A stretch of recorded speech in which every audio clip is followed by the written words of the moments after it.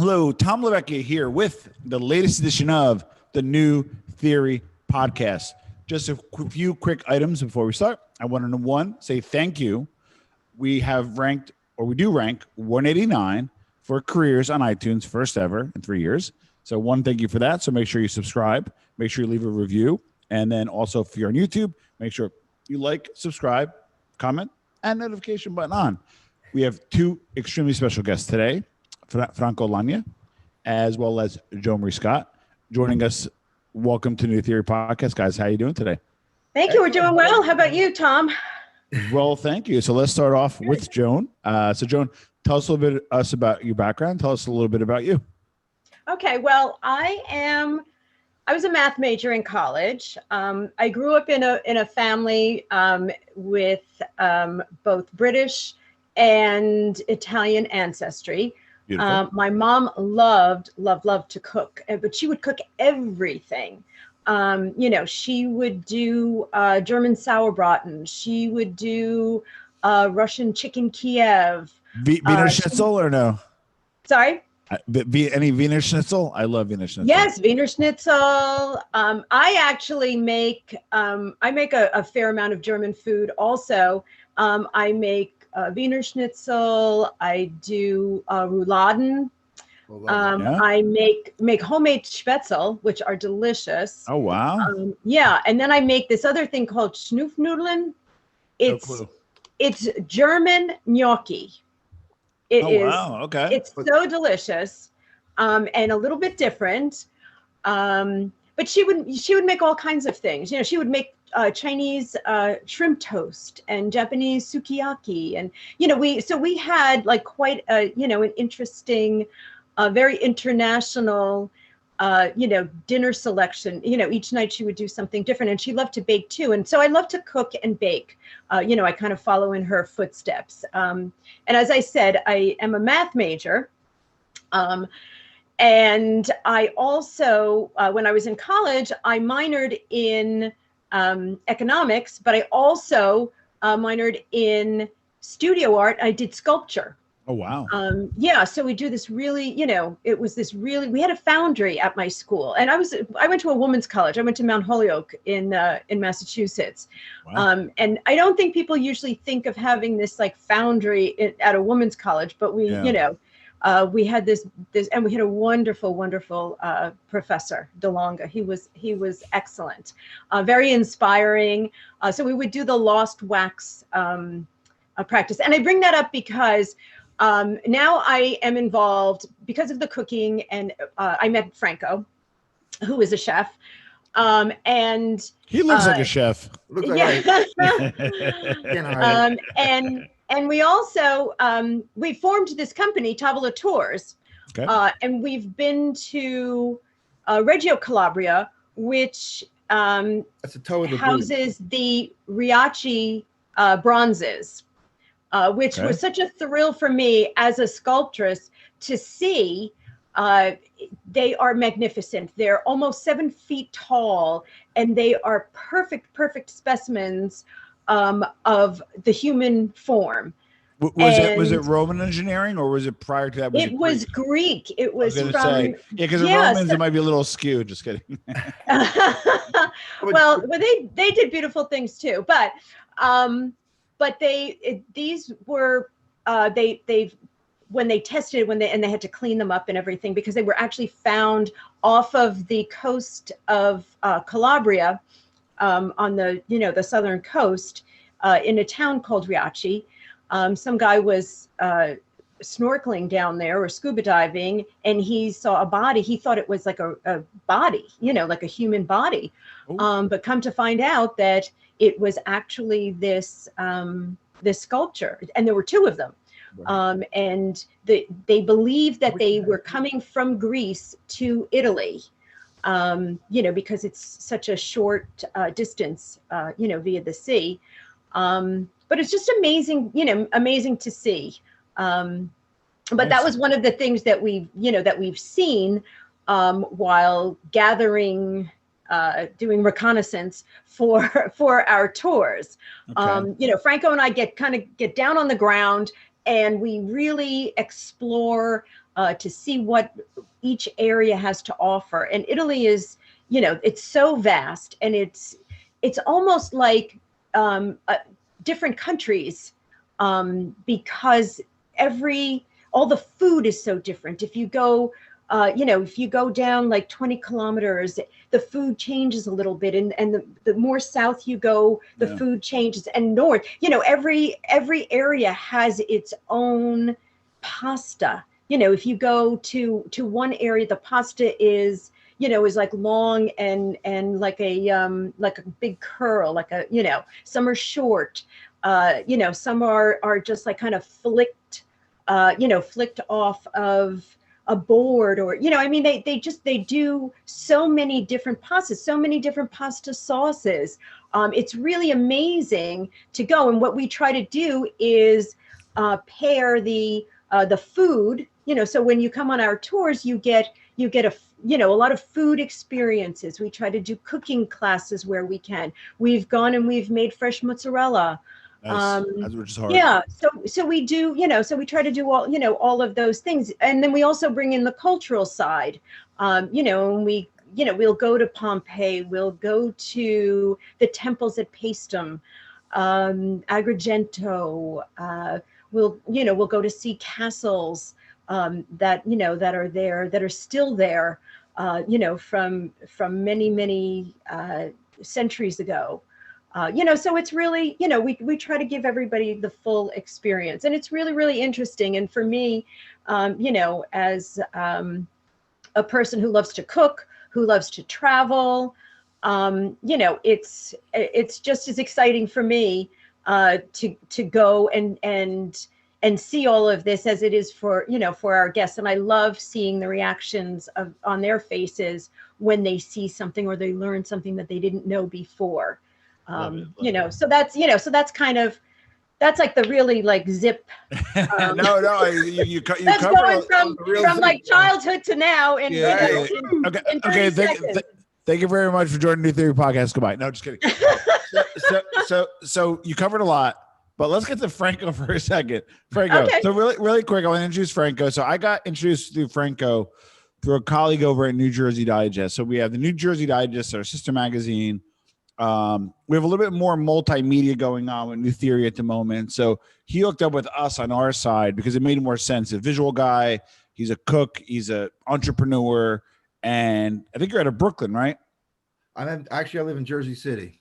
Oh, even better. Sweet. I didn't know. I think you're Brooklyn for some reason. Anyway, so with that being said, he hooked up with me over here in New Theory. He's been cranking out the articles. I'll put some links below.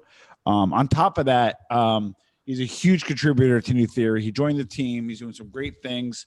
And Franco, just give us a little bit about your background and tell us a little bit about you. All right. Well, pretty much I'm a New Jersey guy, born and raised, and I grew up in a household Italian-American. But contrary to what most people think, I didn't grow up in a household where, like Joan just described, food wasn't the ever presence of everything awesome every day. It was just like, divorced family, mom cooked some stuff, my dad tried to cook some stuff. So food wasn't like, I didn't get inspired to want to be a chef until I actually got outside of my home. I got my first job at King's Supermarket. What town did you grow up in, Franco? I'm originally from Springfield, New Jersey. Oh, God, I'm in Scotch Plains. Oh, you are? Yeah, and my dad worked in Scotch Plains for 40 years. So really? I'm going in circles here, but yeah. Wow. Yeah, but so make a long story short, I went out and got a job right after high school at King Supermarkets in Short Hills. If you're a Jersey person, you know them. Back in the day, I can't afford the shop there; too expensive. Yeah, no, it's they're in a bad place. Kings, they just shut 3 stores because of this pandemic, but that's another footnote. But I worked in Short Hills. Those days they made everything there pretty much. They had a catering department with chefs and all that stuff. Yeah. And I walked in maybe like 17, 18, and they threw me in to work with these chefs. And as I started working with them, I pulled away from what I was gonna do, be a social worker, and I started to think, hey, maybe this is before chefs were so cool, before Food Network. There wasn't really many, so I did that, and I fell into that line of work, the passion for cooking from there, and I went on ever since. But the main thing I'd like to talk about today is, besides I went to this culinary school, I worked here and there, my point is right now this pandemic and how it's affected all of us adversely. So like Yeah. there's not a walk of life that hasn't been affected by this. And I wrote an article. I put it on. I sent it in to you, and you uploaded it to a New Theory about cooking, but cooking for like yourself in terms of a form of somewhat of a form of therapy as a tool to Yeah. help you get up and going through these hard times, especially this pandemic. So that's really the message I can give. And they can go to the article where you posted it. It has a lot to do with getting up and over hard times, getting up and Yeah. over hard times, but also taking care of yourself because we tend to ignore ourselves when things start to become really unmanageable or difficult. So that was the last article I sent in, and I hope you. I think you said the readers are enjoying it. It's supposed to be. Yeah, no, your article's doing well. We actually did an email blast that was dedicated to just your stuff. And if you want to get on an email list, just go to newtheory.com. I don't promote the site as much. I kind of have them as a parallel to the podcast, but I'm doing more and more stuff together. Okay. And if you ever want to shout out, just reach out to me, Tom and New Theory. If you ever want to reach Franco, you reach him through the website or reach him through me again, Tom and New Theory. So I want to talk more importantly about your business right now. Okay. So Tavola Tours, Right. sorry. Tavola Tours, it's like Okay. a hyperbole, I think. Tavola Tours. Yeah, okay. Started. How long ago did it start? I'll start and I'll let Joan finish it up. We basically, Joan and I met. She's obviously an avid lover of cooking. I'm a chef, so she loves travel. I love travel. She's half Italian. I'm 100% Italian American. Her family came from the same. Her mom's side came from the same region as say like my dad's family. So we connected with actually. Where's that? In Calabria. Reggio Calabria? Well, just my family's from a different section of Calabria. I know Calabria pretty decent. What do you know the city or the region? Well, my family is from Verbicaro.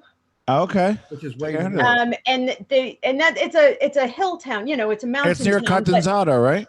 Or no? It's near Scalea, near Diamante. Okay, fair enough. That's almost by the bordering region where Basilicata is here, and she's probably like, I don't know, maybe 45 minutes away from the next region, which is an hour maybe. Got it. Yeah. So family's from the same area. Yeah. You guys hook up. So I'm gonna guess, Franco, you're more of the creative, and Joan, you're more of the business mind. Is that fair to say? I am. Well, I'm definitely. I don't know. I think we actually have. Well, I'm not saying you're not creative, and I'm not saying No, it's on the business no. side, but I'm just saying in terms of. And honestly, what I'm trying to say is he's actually very business minded as well. Wow. It was more as a compliment to him as it was, like trying to grab the creative side for myself.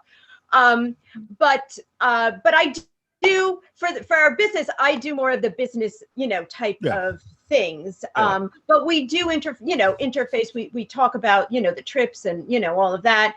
And then when it comes down to like the brass tacks, then, that's my baby. So prior to the pandemic, I'm a marketer by day job, and experiential marketing, experiential events replace kind of traditional leisure.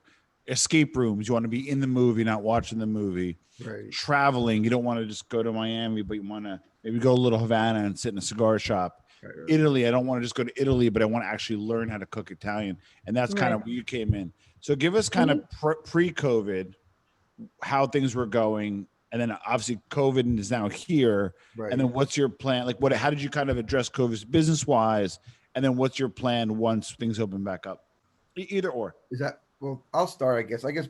Prior to COVID, we were putting together at least 2 or 3 tours a year. We were trying to get together, all Southern Italy focused. And the main thing south of Rome, basically. They call it the Magna Grecia. So Magna Grecia means the greater Greece. So the Greeks came to Southern Italy. They liked it. They started to live there and build up the area. And that's why you'll see Greek temples, and you'll find a lot of Greek influences in the food. It's just tremendous. I mean, it's not just like, the Leaning Tower of Pisa and whatever. You'll see some temples in Sicily, in Campania that date back to the ancient Greeks, and they're still standing, So that's what also intrigued me, because the food is different. The food has a little twist of North Africa, a little Greek and Italian. It's a fabulous place to see and learn about food that most people don't even think is Italian for the most part. Yeah. But before this, we were marketing in the Italian Tribune. We were marketing out to get clients. We got a few really nice guests from the Italian Tribune, and we kept pushing the tours, mostly geared towards people that are culinary and cultural minded, because we do culinary and cultural adventures in Italy. So you have people that want to go to Italy. They still want to see the architecture, the museum, the Rigaci bronzes that are like phenomenal and all that stuff. But they still want to then go off the beaten path. We went to a local mozzarella production site. I mean, the buffalo the buffalo cow in the distance. They milked them. They brought the milk in. Everybody walked in, and then the locals take over, who've been making mozzarella from scratch for generations, and they showed everybody exactly how to do it, from the actual milk to the whole process to the very end, where we sat outside and we had a picnic, and the buffalo they're all out in the grazing and stuff. It's just a phenomenal experience that I don't think you get in many tour companies. We actually won an award. I forgot to mention that we won an award for best boutique Italian tour company, Mid-Atlantic States, and the award should be coming out I think towards the end of March this month. Yeah. Fantastic. Yeah. Wait, so hold on, Franco, because I want to appreciate this. So I want to come with you guys. Is it flat rate? You take care of airfare, hotel, Airbnb, or how do you structure it? I'll let Joan answer. Go ahead. Yeah. Okay. Well, we don't do the flights because some people want to use points. Some people want to travel a few days before, or they want to stay a few days at the end. So everybody does their own flights, and then airlines, it's not the same with airlines that much anymore, with pricing and building it into your I gotta be honest with you. A lot of entrepreneurs watch this. I'm an entrepreneur. The headaches, like for example, even if you do as a pass through, first of all, there's no margin for you, number one. And then number two, the headaches that go along. So I'm guessing you want me to meet you here at this time. We set up a meet point. Exactly. That's fair. Exactly. So we set up a meet point and we collect all of our guests. Yeah. And we do take care of the transfers to and from the airport. We take care of, as a group. Yeah. We take care of the hotels, and we try to stay in, we handpick the hotels. Because I think as Americans, we are used to a certain, type of accommodations. And, sometimes they're, so we always stay like in a 4-star or above hotel. Beautiful. Yeah. And we've got some really great contacts over there and some really beautiful hotels that, that we've stayed at. And then all of the activities, we take care of all of the activities. Nice. Some activities are, if you want to go and see some museum, if we're staying for a while in a town, sometimes that's on your own. But for the most part, we cover most of the stuff. Right. We provide. Yeah. Like if you look at other tours, they have you doing things in the morning. You get breakfast at the hotel. Everybody gets onto a bus. They go somewhere for the day. They come back, and then the rest of the day is yours to do whatever you want. With our tours, we really pack them in with stuff. Like we try to give people a little free time so that they can go buy souvenirs, do whatever they want. But most of the time we want to show people the most that they possibly can in an area. And so we believe in taking you there. Yeah. So really quick. So how long are the tours on average? 7 to 10 days. Between 7 and 10 days. Yeah. Okay. Now, when did you guys start? Like, how long ago did you start? It's been a few years. I think it's been about 5 years ago we started. All right. Yeah. So right now, because my sister, her family, my niece studied in Rome, and they have an apartment in Rome, and I don't pay attention to things in terms of like logistics. Right. But you cannot fly to Italy right now, correct? No, you cannot. Actually, it's all closed off to America. No, it's pretty much closed off to the. So what's your game plan? Are you marketing to have like a waiting list, and then when it opens up, reach out, or you guys kind of cooling your jets, hanging out, not doing much in terms of marketing? I got to ramp up once it opens up. Like, I want to know your what fascinates me Like our is how, mindset. yes, it's how entrepreneurs Can I answer this one, John? are, yeah, really quick. What fascinates me is how entrepreneurs are handling COVID, what you're doing, how you're doing it, and everybody has, different ways of handling it, and obviously yielding different results. So, Franco, let's start with you. Give me, what are you doing now, and what will you be doing in 6 months? Good question. So, I mean, like you said, as an entrepreneur, you believe in what you're doing more than anything in the world, right? That your life is involved, you're going to make it work and all that.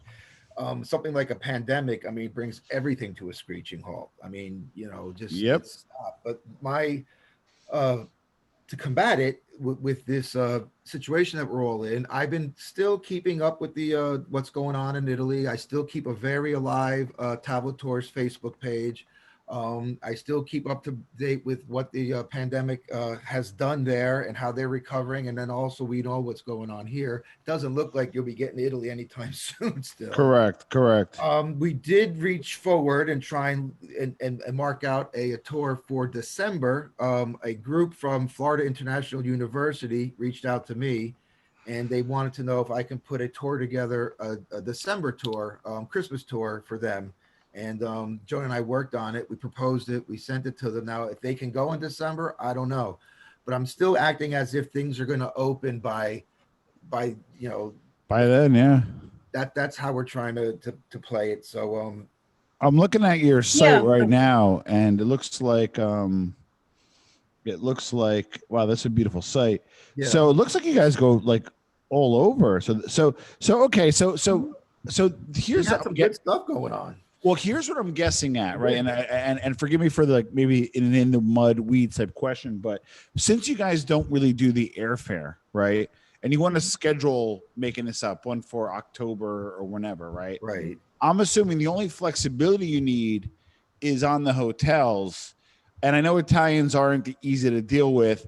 Are they being flexible? Can you say, hey, listen, we're going to try it for the 12th, October 12th or whatever it is. Right. But it may change because of the law, your law, our law. Are they flexible with you on this, or because sometimes Italians aren't so flexible? I don't mean to cut you off. I would say that in times, before the pandemic, they weren't as flexible because now they have to go to Italy. It's not just Americans. The whole Europe wants to go to Italy. Asians want to go to Italy. Canadians want. I mean, so if you snooze, you lose, basically. But now I think there's a lot of people that have retracted from traveling altogether, regardless if the pandemic disappears or not. They're just not going to want to do it. So I think now they'd be more willing to readjust things, readjust dates, change the level of the rooms and all that stuff. I think they want the money and they want the business. Really, it's like we're sitting in a better position because they need us this time more than we need them because they need us to bring.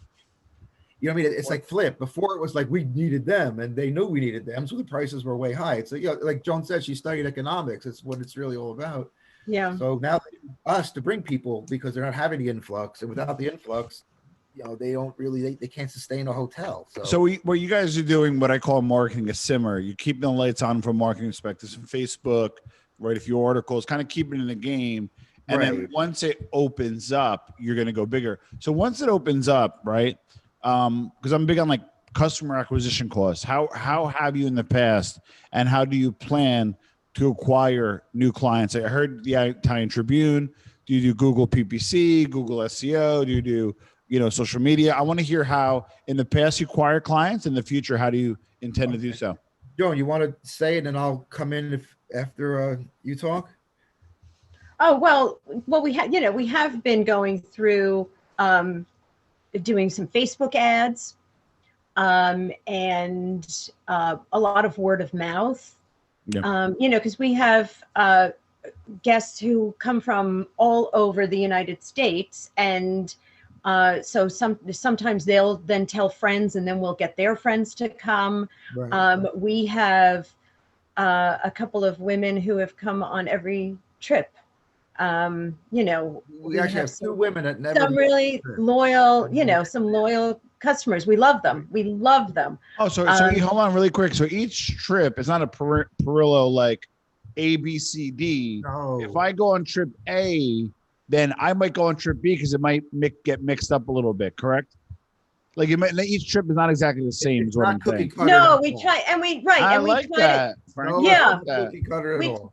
We try to like do something different. Even if we're going to the same place, like the Amalfi Coast, there's so much to see in the Amalfi Coast, and you can only do so much. So we try to like change it up a little bit, and make it interesting for the guests, so that if they want to come back, it's a different trip. They see all different types of things, Yeah. And even per region, we took a group to Calabria. It was kind of like the sleeper trip because a lot of people go from Rome to the Amalfi Coast, and then they just go right through Calabria over to Sicily. So we've done trips to Calabria, and we could do thousands of trips to Calabria because there's so much to see. Especially since people haven't really traveled, and they're so happy. The people there are so lovely. We found the people all over Italy to be so lovely and to be so warm and and accepting, of American tourists. They love American tourists. And it's just been, it's been a really fun thing, but we do try to change things up a little bit so that when our guests who have come with us, they're getting new and fresh experiences. It's not just the same exact thing. Nice. And as to your point before, about what we're doing now, we still, we have some trips that have been planned, that we had planned. We had 2 trips planned for during the pandemic, and those are still viable. We kind of keep in touch with the people over in Italy, just say we're waiting, we're still coming, we're still going to do this trip, but we're just waiting for everything to open up, and for people to start to feel comfortable again traveling on both sides. People in Italy to feel comfortable with people coming from outside of Italy and outside of the EU, and then the people from America, feeling comfortable to go over to Europe. So, so we still kind of like keep a finger on the pulse of, of what's going on, and keep in contact with our contacts over there. Okay, Franco, you were saying? Yeah, I just want to interject something. I want to let you and your audience know that we create the tours. I literally, with Joan, we hand select everything. It's like carving a piece of wood. It's never the same. It's not just like boom, boom, boom, boom, boom, and then you go home. But I want to say that also when we get to the actual first say experience, we turn it over to the local guides and the local people, the local artisans and all that. So we're still orchestrating it, but you have yourself an expert in Italian food, and that day we're going to go through all the markets and all. You have an expert in the architecture, expert in whatever it is we're doing. That's how we because obviously I'm from New Jersey, Joan's from Long Island. There's no way we can know all that stuff. I just know what I want the people to experience, and then we turn it over. So you have really we had some very, very highly educated people on the Calabria tour. I learned so much about the Magna Grecia, and I think the people that came, they never even heard of the Magna Grecia before. Now they know all about it. And and they loved that tour. They really, it was a really, really guys beautiful. We had were fantastic. They were really, yeah. Good. Yeah. Well, it looks like you got some special. What we're gonna do is we're gonna put 2 links below. One to your website, traveling tour, Tavola Tours, and also I'm gonna put Franco's beautiful contribution link. I love it. Contribution link, so you can see his article. I love it. The shade promotion, I love it. And we're gonna put a link to Franco's contribution in New Theory because he's been doing a great job at really supplying some great content for New Theory. I was excited to have them on.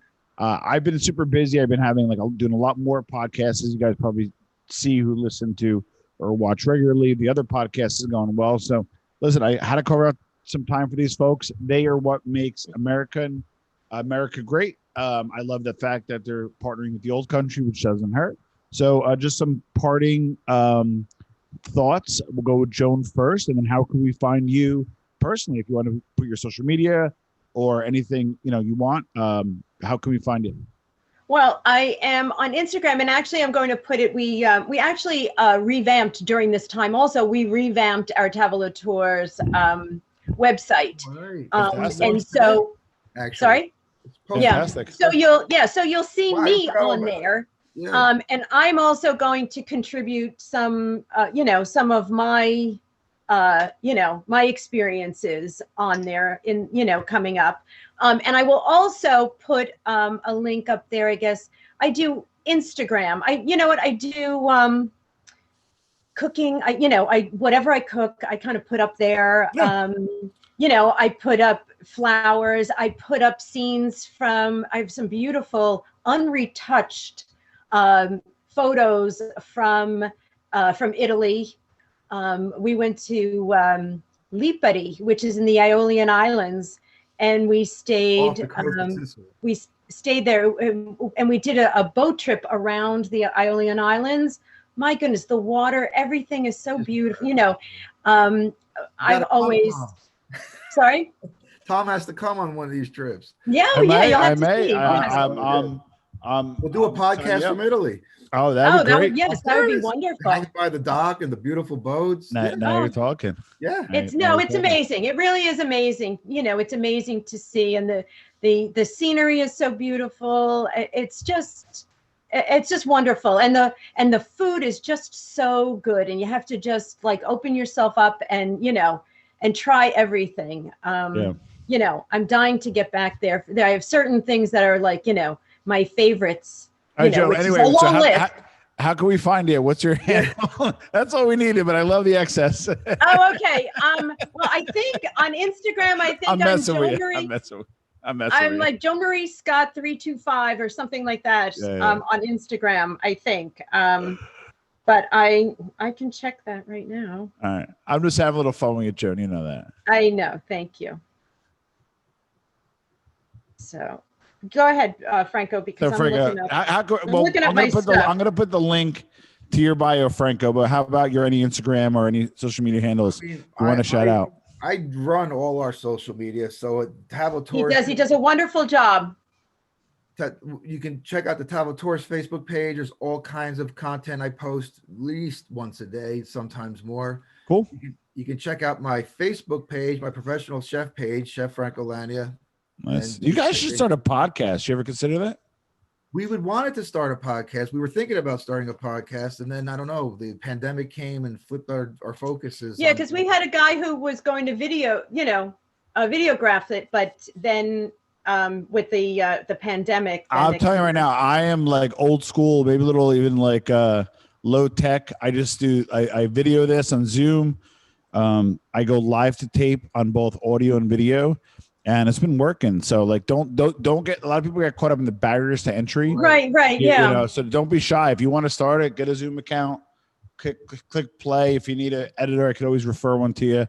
I don't use one. I just go live to tape because that's the nature of the beast. And awesome. Okay. So Joan, did you find your? I did. Yes. Thank you. So it's joanmarie.scott325 is how you can find me. Instagram. All right. So put the links below. And then, yeah, you'll see the pictures of my dog. So you'll see pictures of my food. You'll see gelato spinning. I actually keep a gelato maker right on the counter, so we can have it at any time. You'll see flowers, food, sights of Italy, and that's about it. It's just and my two handsome boys are on there. We go. All right, so check them out. Tavola Tours. We'll put the link below. Joan and Franco, thank you so much for being on the New Theory Podcast. Thanks, Tom. Thank you so much. Thanks, Tom. Ciao.